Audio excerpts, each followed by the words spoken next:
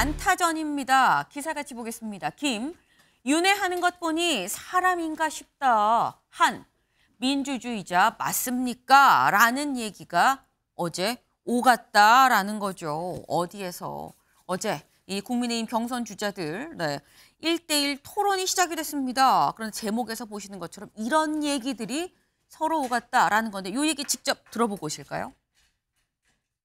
윤석열 대통령께서 이 눈에 넣어도 아프지 않은 후배를 법무부 장관도 시켜드렸고 또 당에 또 정치를 한 번도 안 해보신 분을 국민의힘 비상대책위원장도 시켜드렸고 이렇게 했는데 윤석열 대통령을 탄핵을 해버렸어요. 당대표까지 돼가지고 탄핵을 했는데 그렇다면 개인적으로 이게 너무 원한이 생겨 있느냐 그런 건 아닙니까?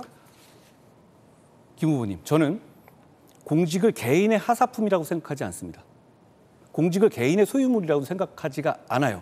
제가 눈에 넣어도 아프지 않은 후배가 아닌지는 몇 년 됐잖아요. 지금 대통령하고 이렇게 하는 보니까 저 사람은 사람이냐, 이 사람의 도리, 인간의 기본 이런 부분에 대해서 굉장히 우리는 다시 생각을 해봐서 우리 윤석열 대통령을 찾아봐야 된다고 봐요. 찾아뵙고 정말 제가 인간적으로 못할 짓을 했습니다. 우리는 국민을 위한 종이잖아요. 국민을 위한 도구고요. 그런데 대통령과의 관계가 어쩌니까 사람이 아니다? 글쎄요, 이건 실망스럽고 계엄은 아버지가 와도 막아야 되는 거예요. 그 부분에 대해서 왜 너는 그랬냐? 그게 인간이 아니다? 아, 그거 민주주의자 맞습니까? 네, 직접 들어보셨죠. 그런 얘기들이 오갔다라는 겁니다. 근데 윤영걸 대표님, 지금 윤석열 전 대통령한테 하는 거 보니까 사람인가 싶다라는 얘기인즉슨 사람도 아니야라는 말 아닙니까? 그렇죠. 김문수 후보가 어제 좀 말이 좀 강한 측면이 있죠. 네. 물론 그렇게 한 배경은 있습니다. 27, 28일 날 이제 2차 경선에는 당심이 50%가 들어갑니다. 네. 일반 여론 50%. 1차 때는 여론이 많았는데 이번엔 당심이 들어가니까 네. 당심을 겨냥해서 한동훈 후보의 배신자론을 좀 띄운 거죠. 띄웠지만은 그래도 할 말이 있고 안 할 말이 있지 사람인가 싶다. 너는 사람이 아니다. 이러니까 어제 토론회를 보면서 좀 갑갑한 마음을 느꼈습니다. 김문수 후보는 윤 대통령과의 관계 또 너무 과거지향적인 측면이 좀 많았고 네. 한동훈 후보는 배신자 늪에서 좀 빠져나오지를 못하고 미래 통합 이쪽으로는 가지를 못했더라고요. 그래서 좀 가수로 말하면은 김문수 후보는 네. 트로트 가수 같고 네. 한동훈 후보는 랩 같아요. 랩 가수. 아. 그냥 말은 굉장히 속사포로 쏟아지는데 네. 무슨 말인지는 잘 모르겠어요. 그리고 안철수 후보는 노래를 하는데 듀엣이나 트리오가 아니라 솔리스트. 아. 혼자만 노래하더라고요. 말은 되는데 네. 혼자만 얘기하더라고요. 그래서 세 명 어제 토론해 보니까 좀 답답한 감을 좀 느꼈다 이런 생각이 좀 들었습니다. 네. 지금 이 트로트와 랩의 배틀 같았다라는 이런 표현을 지금 해주셨어요. 그런데 지금 이 김문수 후보가 한동훈 후보한테 한 얘기 중에 사람인가 싶다 이런 얘기를 떠나서 궁극적으로 하고 싶었던 얘기는 사실 요거였던 것 같아요. 다음 기사를 좀 볼까요? 네, 김문수 탄핵에 가장 큰 책임 있지 않느냐. 윤석열 전 대통령한테 사과해라 라고 얘기를 했다는 거죠. 여기에 대해서 한동훈 후보 아버지가 계엄해도 막아야 되는 겁니다. 누가 배신자라는 겁니까? 라고 받아쳤다라는 건데 이 얘기는 최철민 교수님. 인간된 도리로 윤석열 전 대통령한테 사과하세요. 그러니까 아버지가 해도 계엄은 막아야죠. 라고 지금 한동훈 후보 얘기를 했다라는 거거든요. 어떻게 보셨습니까? 할아버지가 계엄해도 막았을 것 같아요, 저는.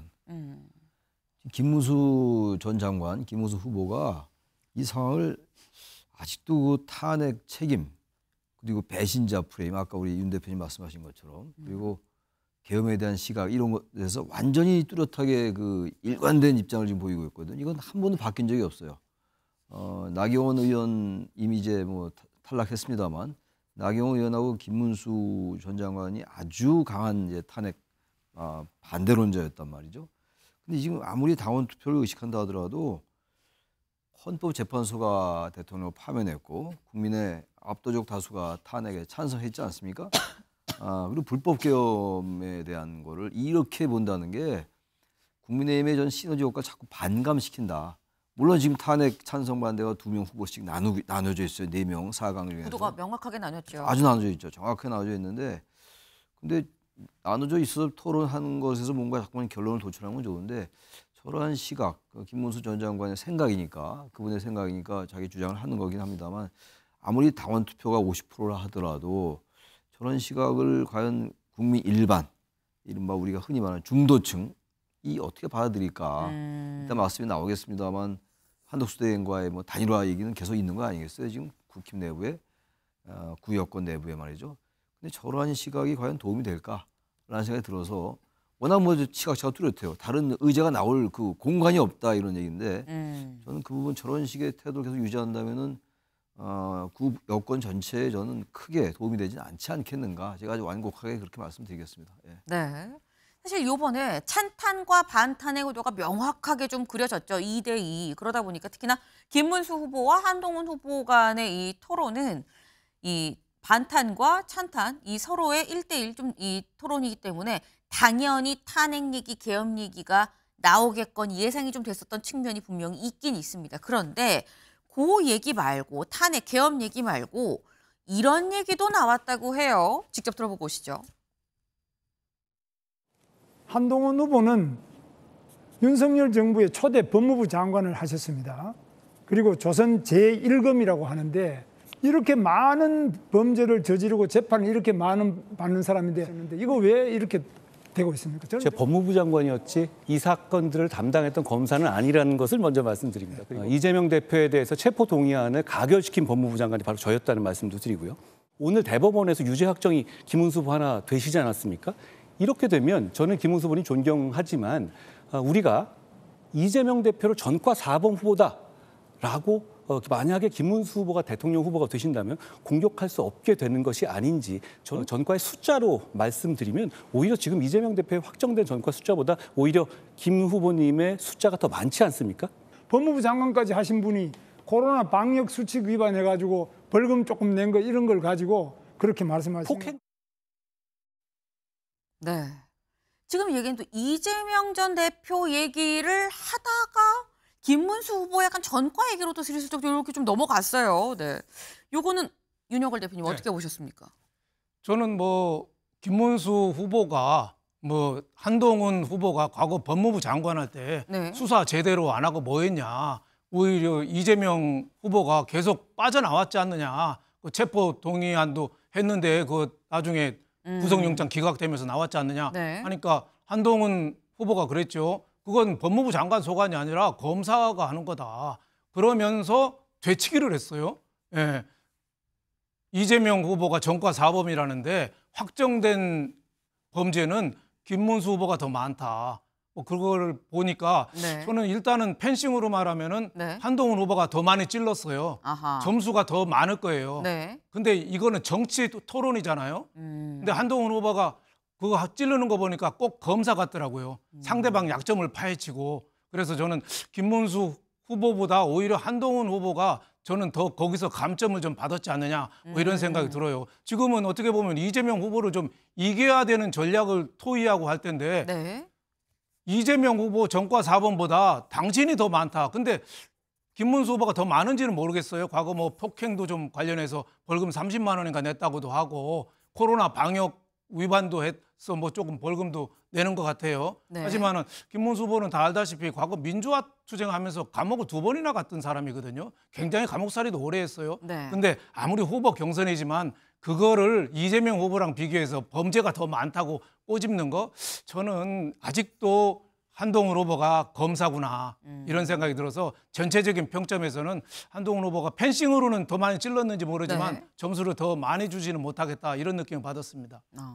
지금 봤을 때 일단 찔러서 점수를 내는 거라고 따지면 펜싱 같은 방식이라고 하면 한동훈 후보가 더 점수가 높겠지만 이건 펜싱이 아니라 정치기 때문에 정치적인 측면으로 봤을 땐 한동훈 후보한테 그렇게 썩 플러스만은 아니지 않았겠느냐라는 말씀을 지금 하셨어요. 네.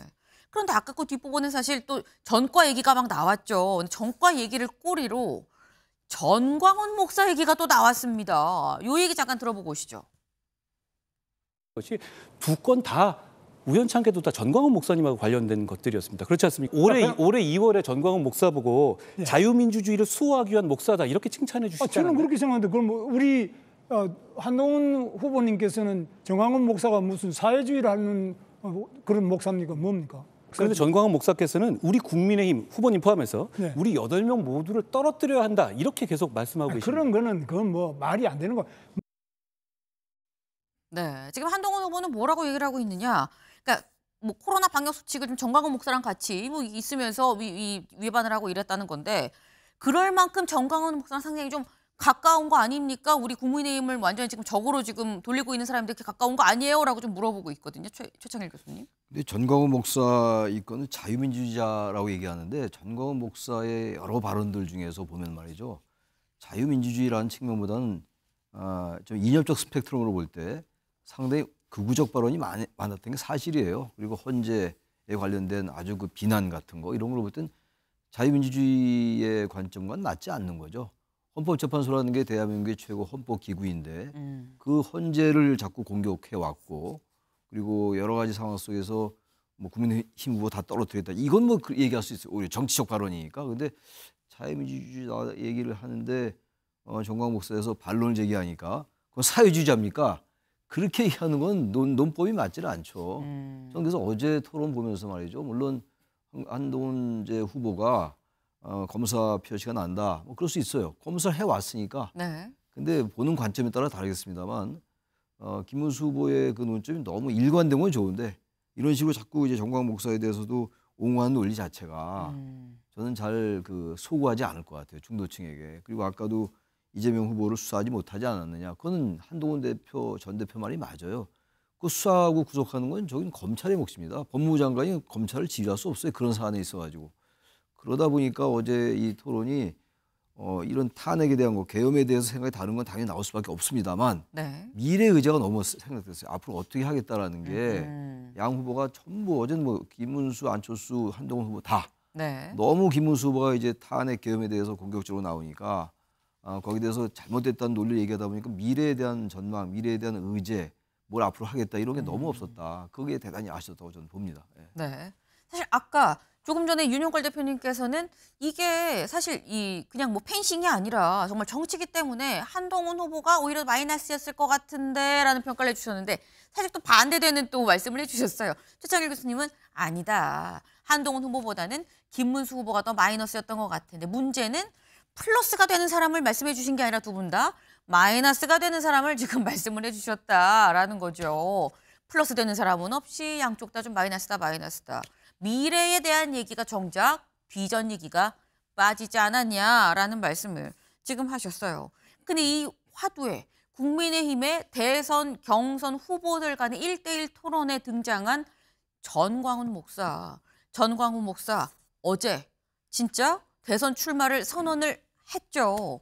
그 모습 제가 잠깐 갖고 왔거든요. 보고 오실까요? 제가 대통령의 출마를 선언하게 된 이유는 지금 양당을 이루는 야당과 여당이 내가 보니까 희망이 전혀 없게 보입니다. 그래서 저는 양당에다가 대한민국의 미래를 맡길 수 없기 때문에 저는 광화문 광장에서 직설적으로 내가 대통령에 출마한다고 선언했습니다. 네, 전광훈 목사. 내가 국민의힘 후보들 8명 다 안 돼. 내가 이재명 후보를 당선시켜도 국민의힘 후보들 안 되겠어. 내가 나갈 거야 라고 얘기를 진지게 했었죠. 근데 정말 어제 출마 선언을 했다라는 겁니다.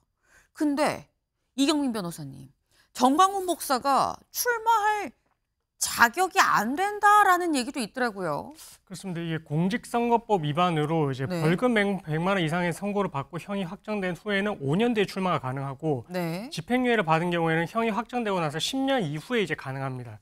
그 기간 동안에 이제 피선거권과 선거권이 박탈이 된다라고 보시면 되는데 네. 정광호 목사 같은 경우에는 2017년에 이제 특정 후보를 지지하는 그런 당시 이제 문자 메시지를 발송을 해서 네. 공직선거법 위반 혐의로 2018년에 그때 당시 이제 정치자금법 위반과 함께 이제 1심에서 법정 구속이 됐었습니다. 아하. 징역 10월로 법정 구속이 됐다가 네. 2018년에 이제 항소심에서 이제 감형이 되면서 집행유예로 석방이 됐고요.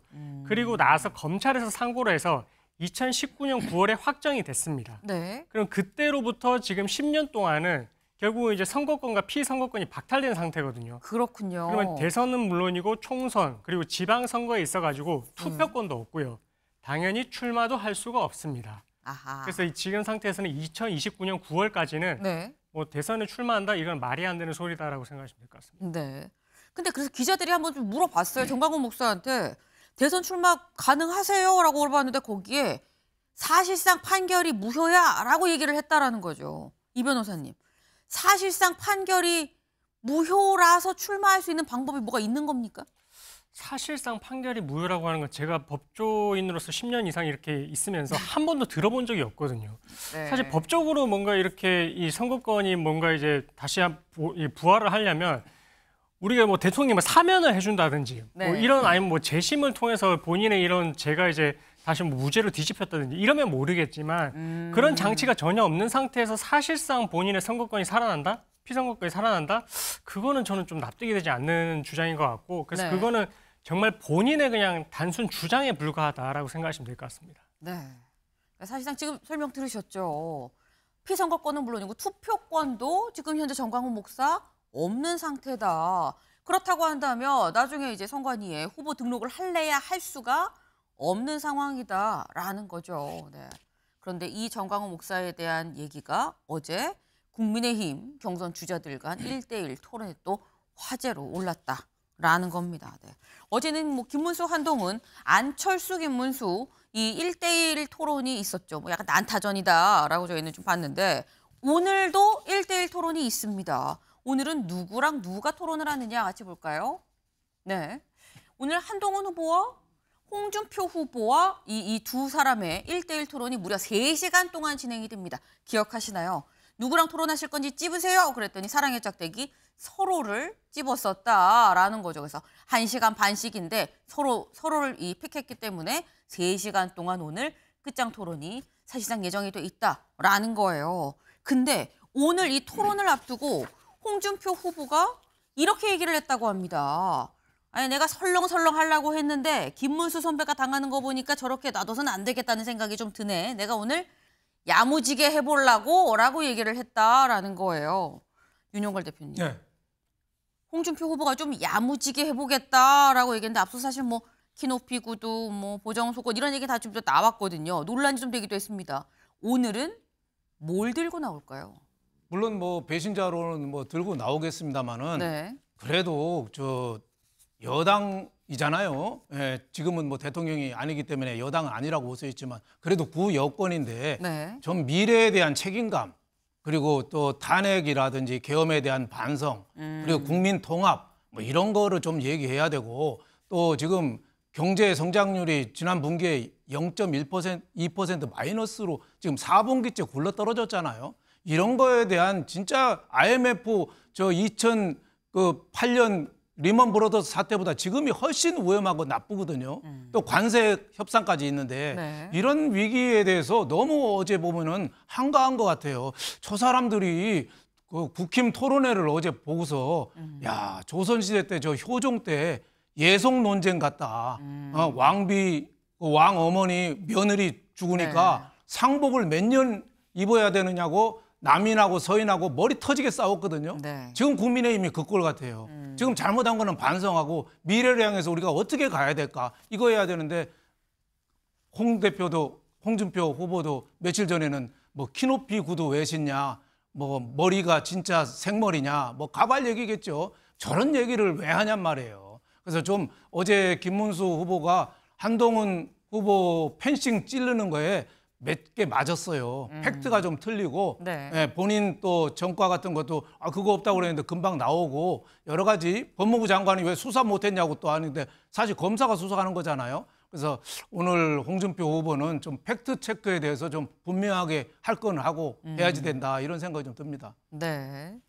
이 지금 사실상 이 후보들 간의 토론, 대선 후보들 간의 토론이기 때문에 좀 더 국민들이 궁금한 부분, 유권자들이 궁금한 부분, 앞으로 민생은 어떻게 살릴 건지 이런 부분에 대한 거, 그리고 계엄 탄핵에 대한 어떤 반성이라면 반성되는 그런 부분들에 대한 얘기가 좀 주가 돼야 되는 거 아니겠느냐라는 말씀을 좀 하셨어요. 근데 오늘 홍준표, 한동훈 후보만 토론을 하는 건 아닙니다. 이 두 사람도 토론을 해요. 누군지 같이 볼까요? 안철수 후보랑 이준석 후보도 오늘 토론합니다. 뭘 가지고? AI 기술 패권을 주제로 오늘 토론을 합니다. 기억하시나요? 이준석 후보가 그 얘기했었죠. 자신의 SNS에 올린 글로 이 서로 감옥 보내는 거에 다 이 몰두하는 이 법률가들만 질비한데 여기에 AI, 이공개 문제 이런 걸 논의할 수 있는 토론 제안을 해주신 안철수 후보의 이 제안, 이거 단비 같습니다. 많이 좀 얘기하고 소통을 좀 하면 좋겠습니다라고 얘기를 했었죠. 그리고 바로 오늘 오후에 토론을 할 예정이다라는 거예요. 안철수 후보와 이준석 후보 두 사람 사실상 하루가 멀다 하고 이런저런 날선 얘기들을 했었던 사이인데 오늘 토론에서는 얼마나 건설적인 얘기가 좀 나올 수 있을지도 좀 주목이 됩니다.